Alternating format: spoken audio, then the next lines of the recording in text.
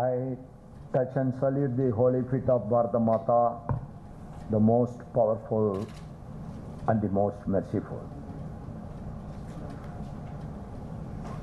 I am very delighted to address all of you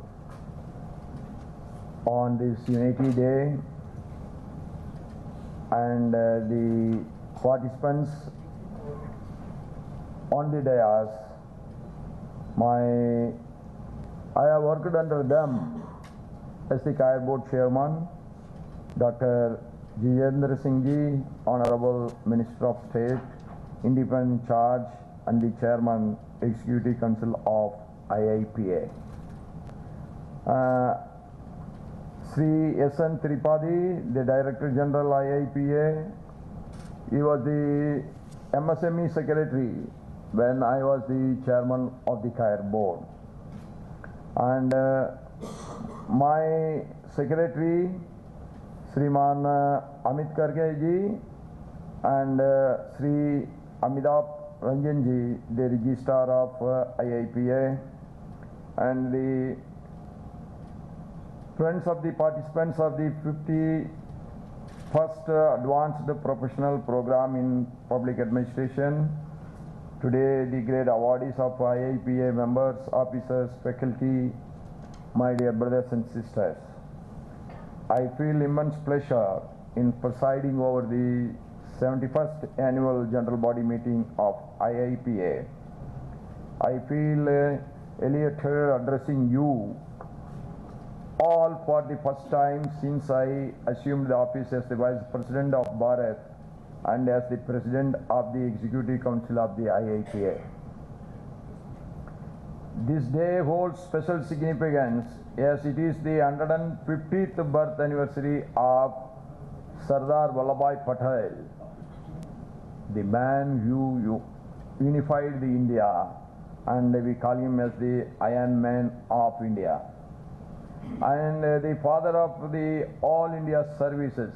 He has created these services, and in honor of this great personality, the contributions to the country, we commemorate his birthday anniversary as the Rashtriya Ekta Divas.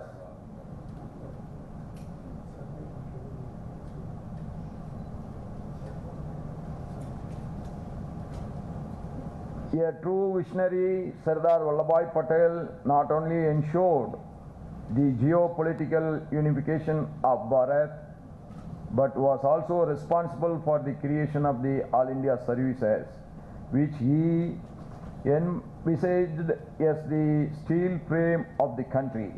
The contributions of Sardar Patel in transforming colonial India into a strong, Viksit and Atmanirbhar Bharat are phenomenal and outstanding.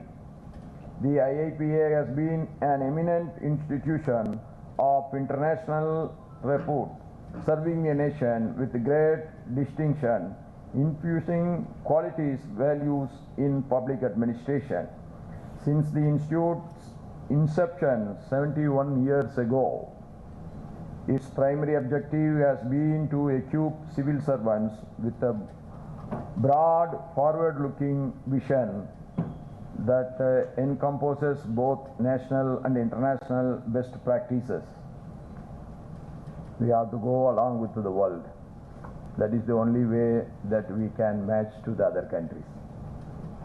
At this juncture, when the government understands the leadership of Honorable Prime Minister of India, Sriman Narendra Modi Ji, is vigorously working towards Viksit Bharat 2047. The Institute plays a pivotal role towards achieving that goal. The Institute aligns with the Prime Minister's vision of Sabka Saath, Sabka Vikas, Sabka Viswas, Sabka Prayas, with the philosophy of Soch and approach for policy making and its implementation. The Viksit Bharat initiative represents the ambitious vision to transform the nation into a developed country by 2047. The journey of development has been about reaching the last mile, empowering the poorest of the poor, and uplifting those standing at the margins. It is a vision of inclusive growth and development. Though this endeavor requires efforts from various quarters, the role of the civil services is crucial in translating this ambitious goal into a practical reality. This is not very ambitious, but it is the dream of every Indian. And nothing is impossible in the world once we have decided to work towards the goal with a lot of involvement and inspiration. The interest to work, the involvement in the work, the dedication in the work decides the victory. The vision of a Viksit Bharat accounts the civil service to serve the nation with Seva Bhav, ensuring timely delivery of services to the citizens. Every scheme is being designed, developed, and it has been introduced with one single motive, that to serve the needs of the citizen. That is how we designed everything from Delhi. When it reaches the remotest corner of the country, sometimes the very nucleus interest is getting diluted. That is where our administration has to play an important role. With what inspiration that scheme has been created, with the same inspiration it should reach the beneficiary. That is a must for the development of the society. I am happy to see that the institution has made significant contributions in re-establishing the glory of the Indian knowledge system in governance. While the academic discourse of public administration is heavily tilted towards Western thinkers, we need to make it known to the world that the concept of good governance has thrived in our country since ancient times. Of course, our kings have ruled.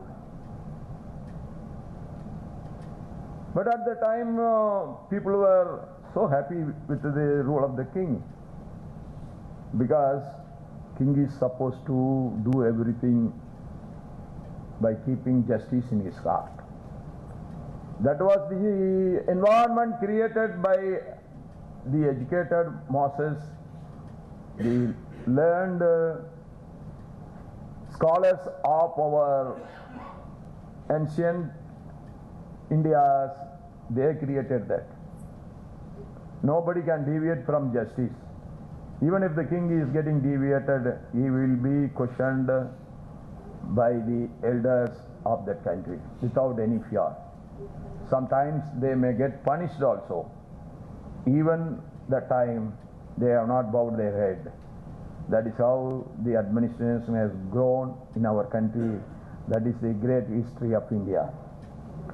On this note, I reminded of the Thirukkural by the great Tamil poet Thiruvalluvar. ஒழுக்கமும் வாய்மையும் நானும் இம்மூன்றும் இழுக்கார் குடி பிறந்தார், which emphasizes that the good manners, truthfulness and modesty are essential values of a noble person.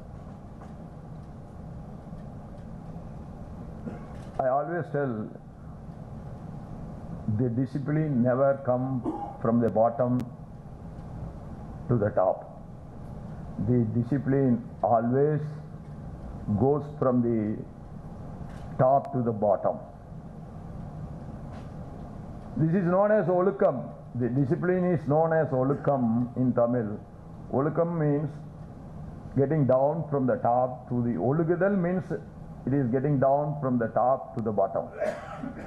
Luckily, Our Prime Minister Narendra Modi ji is insisting that the discipline should start from Delhi to the remote villages. And in that direction, who can take the things to the people? It is you, it is the people who are responsible for the administration. They only can take it, the discipline to the people. Institute could undertake a project on the consolidation of such principles of ethics and integrity embedded in various spiritual and philosophical texts across all languages, across all regions of Bharat. This is the greatest contribution of all languages to the administration capabilities of India. You take any language, there is at least many scripts and the books which are preaching the justice and how you should rule, how you should take care of the poorest among the poor. At this juncture in time when technological innovations have made an impact in all walks of life, the civil service must be future ready to be effective agents of change. One good thing is coming up in the civil services. Previously we used to see only MA history, MA economics, like that. Today it's not like that. So many engineers are there, so many doctors are there, so many agricultural graduates are there. This is the need of the hour because the government is not dealing with one single subject. Government has to deal with so many subjects. So for every subject you cannot call an expert from outside. We have to produce the experts from inside. That is the great change that what I have seen in the civil administration nowadays. That is has to be appreciated, and I appreciate it. And our minister is also taking that into account. That is a great welcoming trend. And world is changing. As we all know, there is only one constant factor in the whole world, that is change. Change should be always for good. That is the care we have to take up. Change for bad, you will ruin the society. So we have to encourage, we have to adopt the change for good. And we all know that technology is the fastest growing field in the world. Changes are coming every day almost. The artificial intelligence, AI, has emerged as the transformative force in governance and administration. It offers opportunities for improving efficiency, transparency, and citizen service delivery. However, the integration of AI into civil services also presents a set of complex challenges. The need of the hour is to build a skilled force of civil servants who can maneuver around the ethical and accountability concerns of AI and put it to the right use. Whatever may be the power of a computer, it cannot think like a human brain. Ultimately, everything has to be set in order only by one instrument, that is the human brain. Whatever may be the technology, whatever may be the other things, that all will help. But the real administration, the real right decisions, the real right implementation has to come from the person who is getting that district, the person who is getting that village. And newer technologies help in designing better welfare programs, optimizing resources allocation, and improving disaster management and urban planning. There are many shining examples of such endeavors. Since Doctor was telling me, we both were when we are talking, we have to raise the standards. We should not allow the standards go down, whether it is education, whether it is healthcare, whether it is keeping the environment neat and clean, whether the facilities in our public service side. We have to improve the standard day by day. Not in a big way all of a sudden, but day by day we have to build it up. And in that way, I think, I am sure these new technologies will help us in a big way. The AI-driven public service initiatives to make digital governance more inclusive and also worth mentioning. The citizen-centric governance requires the transition from a rural-based system to a role-based system. In this endeavor too, the Institute can make significant contributions by undertaking cross-cultural, cross-national and interstate studies on the positive outcomes of harnessing and the potential of technologies in public delivery systems, thereby empowering the citizens at large. The civil services operating as the backbone of governance needs to continuously explore possibilities of replicating successful stories of integrating governance and technology. While mobile technology had its advent several decades ago, the integration of the technology with recent innovations in digital payments has led to the success of the Jan Dhan Aadhaar mobile, ensuring direct benefit transfer straight to the eligible sections of the society. This is the greatest achievement of our Prime Minister Narendra Modi. The beneficiary gets almost the same. 100% the benefit goes to the beneficiary directly. India is taking positive strides towards becoming an Atmanirbhar Bharat, from defense to electronics, pharmaceuticals to advanced medical devices, and even venturing into near space exploration technologies. The civil services have a pivotal role to play in achieving the goal of reaching the milestone of becoming a self-sufficient Bharat. For today's award is on behalf of everyone present here. I extend my heartiest congratulations to every one of you. Your dedication, innovative thinking, and tireless efforts have made a remarkable difference in the lives of countless citizens through your own contributions. I urge you all to continue your pursuit of excellence. This nation needs your initiative. When I was the governor of Jharkhand, I had one wonderful, pleasant experience with one collector. What he has done, he has not done anything remarkable, but it gives a lot of satisfaction to the elders. He took one of the old building, mostly it was damaged. He just renovated it and give a new painting, and he converted it as the Elders Club. Nowadays, elders have been left out of the society. Because of the busyness of the youngsters, most of the elders have been left out. So he has created an Elders Club. That is his own thinking, that is his own initiative. And a wonderful welcome was there from the elders. They are coming there, they are chit-chatting, so they feel they are the part of the society. They play some small games inside. Sometimes they are sitting. There is a small garden in front of that building, because a lot of space is there with the government old buildings.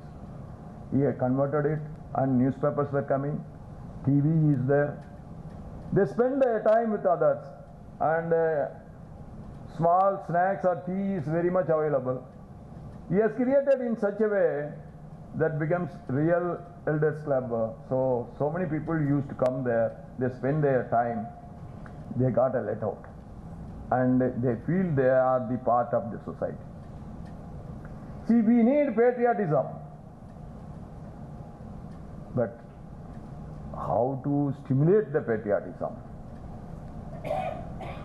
Every Indian citizen should feel that government is taking care of them. They are part of the society. They are the part of this country. One side development and the other side poverty will not create patriotism. That is the reason why Modi ji is always taking care the needs of the common man. Whether it is free cooking gas connection, why only the people living in the cities and the towns only can get? The remote village living mothers and sisters also should get cooking gas connections. That's why he has given free cooking gas connections. Toilets for every house. That gives a dignity to the woman section of our society. These small needs, basic needs, should be addressed very well. That is happening.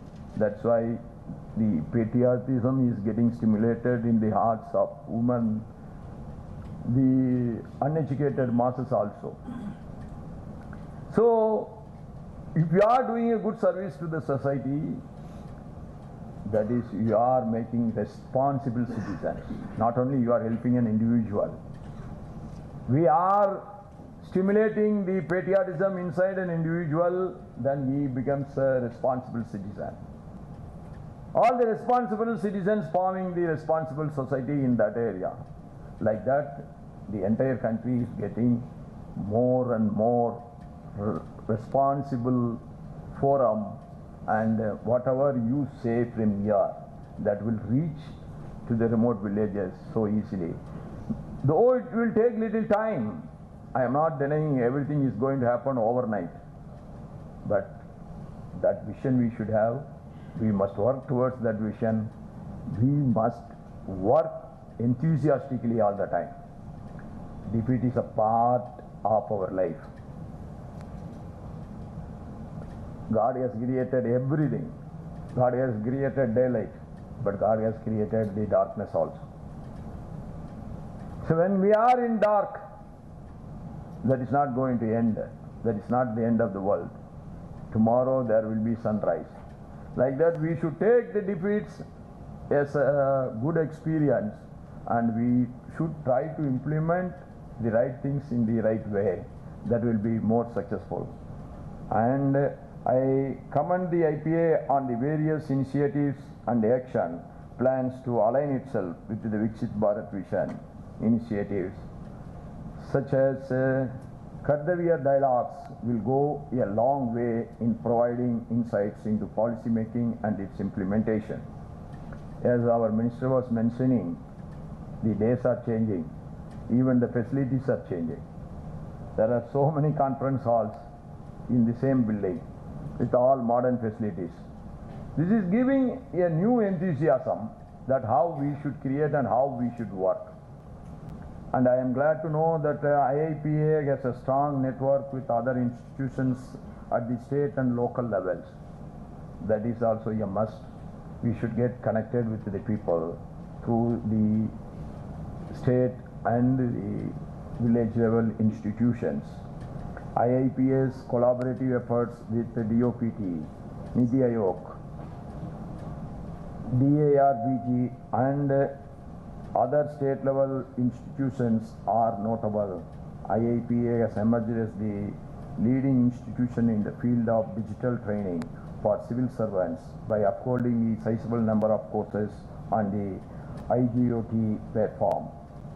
As the president of IIPA, I want to tell you only one thing. Life looks like long, but it is not so. The days are getting past so quick, looks like, but it is having only 24 hours, that everybody knows. But because of the busyness, we always feel that we are passing the days so quick, and the year after year is coming up. And our director has mentioned in his speech that we have lost 42 people. Between the last annual general meeting and this meeting, we lost 42 people. So we born, that means they are going to die one day. But what is history? what we have achieved between our birth and death, that is going to be our achievement. And what is the achievement? What we achieve for our personal, for our family, for our own people, that will be remembered only by a small section of our family. But what we do for the society as a whole, that is going to be the real history, that is going to be the real achievement of anybody's life performance. And I wish you all every success in all your new endeavors. And as the president of IIPA, I take this opportunity to congratulate the DG, Registrar, and all the faculty members for rendering great service to the nation. I am confident that under the chairmanship of Dr. Jitendra Singh ji, who is always